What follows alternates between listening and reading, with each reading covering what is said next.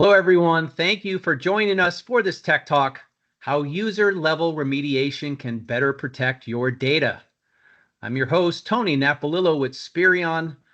And if you're a user of Spirion's Sensitive Data Platform, also known as SDP, you already know how it can effectively and accurately help you protect what matters most. We're thrilled to announce that ULR is now a feature of SDP for even greater protection of your sensitive data. Joining us today is Ryan Tully, Spirion's Chief Product Officer. Hello, Ryan. Hello, Tony. He'll be running you through ULR and discussing its unique benefits and functionality over the next 15 to 20 minutes. We'll also save time at the end to answer your questions. You can submit those anytime using the Q&A button at the top. And if for any reason we can't address your question during this webinar, we'll reach out to you directly afterwards. So please gather your questions and submit those whenever you want. All right, I think that covers it. Ryan, tell us all about ULR and how it works and the benefits it offers. Fantastic. Will do, Tony. I'm going to dovetail just a little bit on the Q&A section too. Just to add that I will try my very best to answer questions organically as we go. So that way we don't have a big old Q&A at the end where you may have to sit and wait to get your responses. I'll try to cover them as we continue throughout the conversation today. I do want to add, though, if we are looking to go that route, please add as much context to your question as possible. Dropping in things of, hey, can you go back one screen? What was that? Is a little less helpful than saying, hey, that was a really cool user management screen that I just saw. Do you mind adding a little extra value? So just a quick 2 cents on that to start off with. The second part is I don't really want to do a death by PowerPoint whatsoever or show any slides. We're going to talk about in the product today about the features that exist and how we're going to be adding value over with our user level remediation feature. And we're going to bounce back and forth a little bit between a couple different accounts here so you can get some actual vision on what it is that we're doing and how it's different from our existing experience over in Sensitive Data Platform, over in SDP. That being said, what I want to do is I want to pop and take a look at a couple quick assets that we have within SDP, because this will help us set the framework for where user level remediation is really adding the value as we start getting into how we start delegating out to different users and why it matters. The assets I want to call attention to are first and foremost our scans. That's at the core of what we do. We're looking for sensitive information. We're looking for sensitive information across a variety of different platforms that we cover, hundreds of different options for platforms that we can interrogate to find data with the level of accuracy that we bring to the table today over in SDP. However, the scans themselves need to actually fire off to find information, and you'll find a lot of the information is stored right over here in your scan results. Now, this is me, by the way, going in as an administrator. This is the experience that people are probably used to as they go through and they scan and they evaluate, and you can see data regarding what we were searching for and the classification and all those different things in this view that we have here. This is, by the way, a slightly different view than what people might be used to from SDP. Previously, what we did in our view is we would break it up for you by individual matches. So I find a match, and that's a singular data point that I have in my report. For instance, you can see over here, I have an email address that was actually found. It was classified. It doesn't matter that it was in the same file as something else. It can still go ahead and be found, be classified, etc. And each match has its own entry. What we've changed, and this is for administrators, and this is for users that are part of user level remediation, is we give you the information on a per file location, per location, so that way you can get a better visualization all at once in terms of what data types are in an individual file, as well as what information was found in that individual file. And we're going to go drill into that a little bit more in detail as we start going through the capabilities of user level remediation, but I did want to start with this as an asset that has changed a little bit. Second is our playbooks. You can see there's a few different playbooks here. I was recently looking at one, and we're going to actually look at this together in a few moments. But there's a variety of different forms of playbooks that we can have that will help us make determinations either automatically or manually during a scan. The business logic that has been converted over to this easy workflow over here is really one of the core parts of our scan. It's not just the accuracy that we have, but it's the automation that we have that allows you to go through and say, if you find data, do this, don't do this, complete the workflow, etc., all in this simple Visio style diagram. We'll get into what that means in just a moment. And then the last part that I want to talk about for assets as we start going through this is reporting. This is our ability to go through and say, I have information that exists somewhere in the ecosystem, and now I want to extract that information and either view it in the user interface here, or go through and download it for reports that have already been previously generated. I don't have a whole lot of different assets in this environment over here. It takes a few minutes to render a report when it's a big report like that. So we're sort of going to move on, but I want to talk about these assets because they all matter when we talk about user-level remediation. So that being said, what is user-level remediation at its core? Well, the phrase sounds like it's user-level remediation. A user is going to do something down the road. And while that's a large portion of what user-level remediation brings to the table, it actually encompasses a whole lot more. It's a method by which data stewards, data custodians, power users, whatever phrasing you want to have the ability to control and manage their own data within the ecosystem. And I say within the ecosystem as in give people the capacity to generate scans, to make decisions, to not make decisions, to only make decisions but not start scans, whatever it ends up happening to be. We're generating a level of security within the platform that enables and empowers these various users to do more with what happens in this software. This takes pressure off the administrator. Previously, we've had a world where administrators would have to come into the system and they would set up all the scans and then they would do all of the executions and get the results and then maybe go back to different business units. Let's say HR or IT, or my example I'm going to use today, finance, and go and say, take a look at this information, this report I generated. What should I do next? Now, maybe IT has their own plan that says or IS, that says I need to blanket redact every single social security number I find in my environment, or every single credit card number I find in my environment needs to be gone. But HR might need those social security numbers. It's relevant for their offer letters or their employee records. Or finance might need those credit card numbers because they're going through and doing expense reports. Or accounts receivable is having a credit card for a transaction. And so your blanket statement might not work across every single business unit, but you need the value of the person in that business unit to weigh in and say, hey, this is right, this is wrong. Now it's not just weighing in outside of the platform, outside of the product, it's empowering them to make the right decisions within the platform itself. And I'm going to lead with a specific example. So I'm going to go down to user management. We're going to go over to user roles, which is a section we've had before, but we've pretty aggressively enhanced it. And I want to go down to my role, my UAT demo role. I made that specifically for today's purposes. And we're going to go and we're going to take a look at it from scratch as if I was making a new role. I'm going to go and I'm going to call it UAT demo role. And this is a role that we're going to assign to a user. And in this case, it's a demo user, sure. But I'm going to go pretend that they're part of our finance group within the organization. You can see I have a lot of different parts of my platform that I can go and give them access to. But what I really care about in my use case is this person from finance. Well, this person from finance, I need them to review the results of the file share for finance, of the SharePoint site for finance, etc., and take a look at the information in there and determine what are the next steps. Do I have to classify it? Do I have to destroy it? Do I have to redact it? What does it actually look like? And is it different based on various types of data that I find? I need them to make that decision. So while I have all of these different pieces down here, what I'm really going to do is I'm going to go down and say, I want to give them the ability, holistically speaking, to view results from scans within our platform. Because that's really the core part. I need them to understand what is going on in a scan that matters to them. And we'll get to the matters to them in just a moment. But I need them to understand what is going on in a scan that matters to them, and then maybe make a decision following that. So I don't need them making playbooks. I don't need them making reports. I don't need them installing agents or scanner notes. I don't need anything other than scan results. And so we're just going to sit with the ability to view scan results. We'll get a confirmation here that that's all we're doing. So we'll confirm. And now we get a little bit more granular in terms of what matters to them. Now, I happen to have a few targets in my environment that I know I want to grant finance to. So an example, you can see I've already been in here for this, is finance. I have a SharePoint site, which is for finance.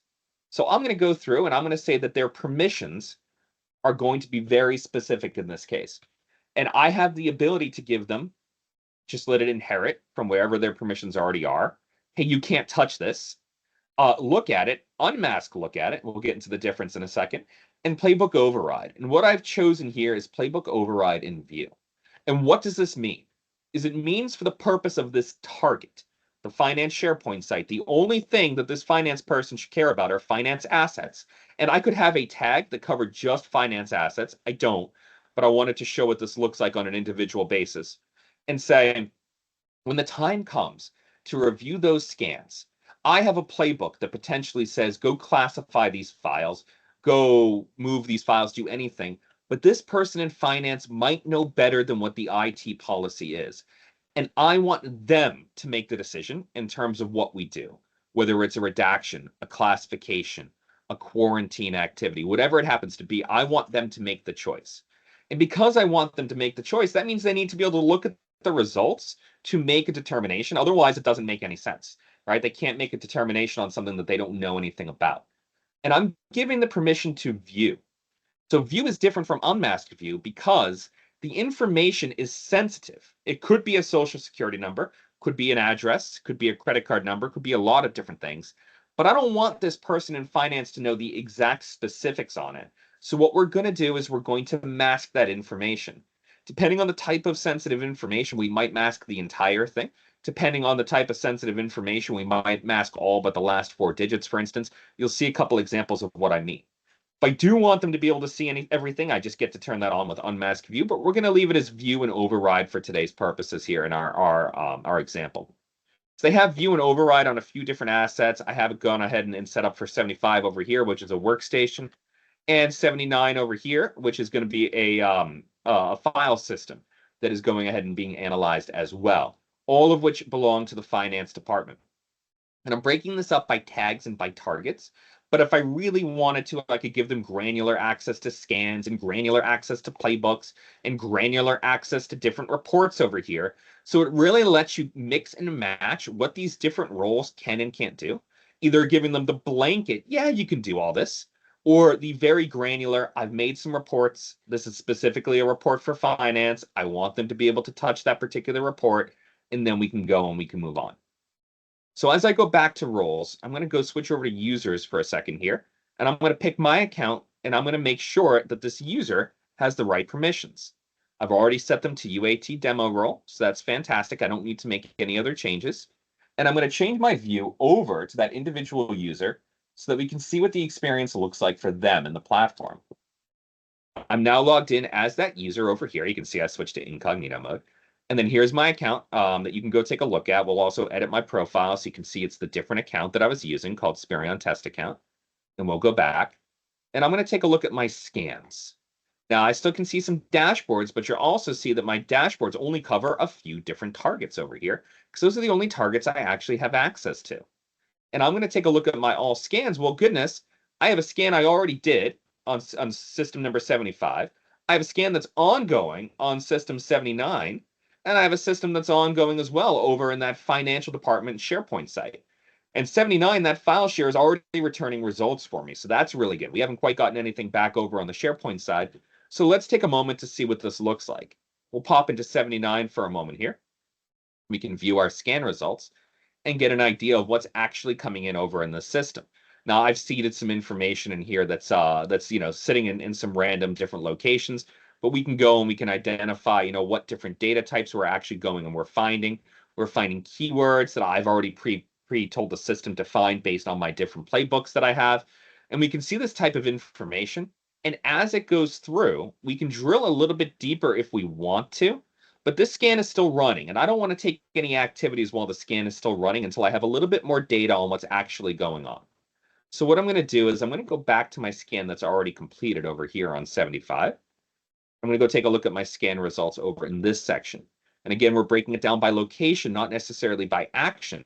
And the purpose of that is to let us go and make some of the different changes that we're doing here. Now we're using the MPIP playbook that I have over here. I'll show you that playbook again in a moment. I know I mentioned that was coming up. But we can also see how many data types am I finding over here. So in this case, I found 5 different data types. Well, It's a lot of data types in this file that we have listed over here in this rental application. So why don't we take a look at our Playbook override interface that we end up having here? And this Playbook override interface allows me to go through and take a look at the information that we have. Now, there's a bunch of different data types. I found 7 data points across 5 different data types, because you see personal address and telephone number are repeated. You can see that in my example of an idea of saying, hey, I want to go through and obscure the view. I want to redact some of that information in the view. When we go through and we have a match that's a personal address, characters are a little bit harder to do. But when we're in a numerical one, like a credit card number or a social, I can give you the last 4 to let you make a decision here. But what I can also do is I can make some actions. I can say, as this person in the finance department, you know what? I'm telling you right now, this is okay. As a matter of fact, I want this item, as I take a look at it, ignore it. This needs to be in play going forward. I could do that for the entire file, or I could do that for individualized matches. And if I do it for individualized matches, then I'll go through and actually put that into a global ignore list. So next time that we do a scan, we don't have to worry about finding these items and doing something about that over here in this location. We'll just skip it next time. But I also have a slew of other activities that are in play. Now, I can't redact this particular file. It's a digitally signed and locked file that I have over here. But I can do a bunch of other things in this case. For instance, I can destroy the entire file if I think it doesn't make any sense. I can remove permissions from it. I can tell me to go and classify that file in a certain way, or apply a Microsoft Information Purview label over to this particular file, or just ignore the whole thing. I can strip permissions. Effectively, the actions that could normally be defined and taken by an administrator in the playbook, I can now step in because I have this playbook override option to go through and do all of the controls through here, rather than necessarily relying on an automated or a manual action from an administrator. And it's all being localized to the data that I care about and the data that I want to have restricted for me as part of the finance department. If I wanted to go through and do classify, for instance, you can see I have, again, options to go through and classify the individual file. I have all my classification labels available to me. And then same thing if I wanted to go through and do my MPIP labels. What do I want to do? I want to do encrypted, for instance, and we move on. And I can just do a confirmation. As a matter of fact, let's go ahead and let's apply one of those Microsoft Purview labels right now. We'll go and we'll say that this needs to be encrypted because this is one of the most important things that we have. And this will go through and it will send the information down, and that information will go and get processed, and then you'll be good to go. So this allows a total level of control and management across all of these different pieces, while also going through and letting you view the different match counts, etc. Now, the reports themselves, I showed you that there are no custom reports that are available to this user. So this user isn't going to be able to go through and start pulling information out. You're going to get no data is actually available. But if I wanted to go and make certain reports available to this person, unique only to their targets or pre-built reports, I could also set that up too, as I did over here on my previous one that I have in play for the settings on the user roles over here. And so if I went back down to my demo role that I had, we can see that I can go through and I can say, fantastic, I want you to have the ability to create custom reports. And all of a sudden, that would allow that role to go through and actually set that up and manage that. So that's all well and good. This is only a high level of one of the examples, one of the particular use cases, but there's a lot of ones out there, a lot of other ones that you could use this for. And with a whole slew of various different platform controls of view and manage across all over the place, tags, targets, scans, users, admin settings, etc. This really lets you to have a lets you have a level of structure and control that you hand down to these end users, whether or not it's a data custodian or data steward of an individual business unit, or it's a person who's just managing their own endpoint, their own laptop. And you want to give them a user interface where they can pop in, initiate scans for sensitive information whenever they want, or see the outcomes of automated scheduled scans of their endpoint and make the right choices downstream in terms of redaction, classification, etc. That being said, I know that we had a couple questions come in. I said I was going to try to do them organically. So I'll actually take I'll still turn it over to Tony because I didn't quite grab them organically. But it looks like we had a bunch of questions come in, and I'm happy to answer all of the ones that we have on that list to make sure that we kind of cover that in the time remaining. So Tony, Right. if you wouldn't mind terribly, I'm happy to grab that. Yeah, let's start with does the classification option within ULR allow for pushing the classification to the metadata of the file? Absolutely, it does.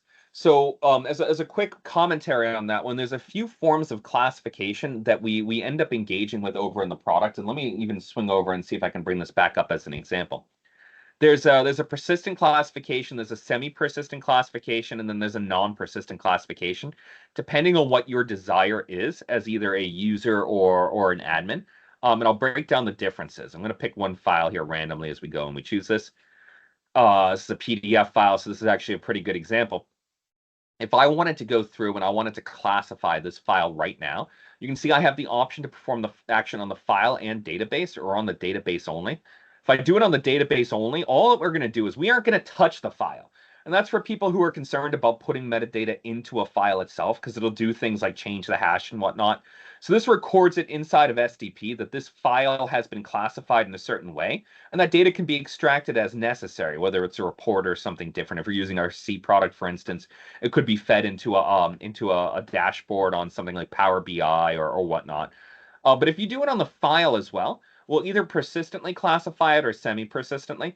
Persistently means I will write it to the actual metadata of the file. And that's viable for various different data types. PDFs are a great example. Any of the Office files, Access, zip files, things like that. And it will stick in the file and follow it anywhere. And that's really good for different DLP systems on reading those metadata tags and identifying whether or not something has been classified in a certain way.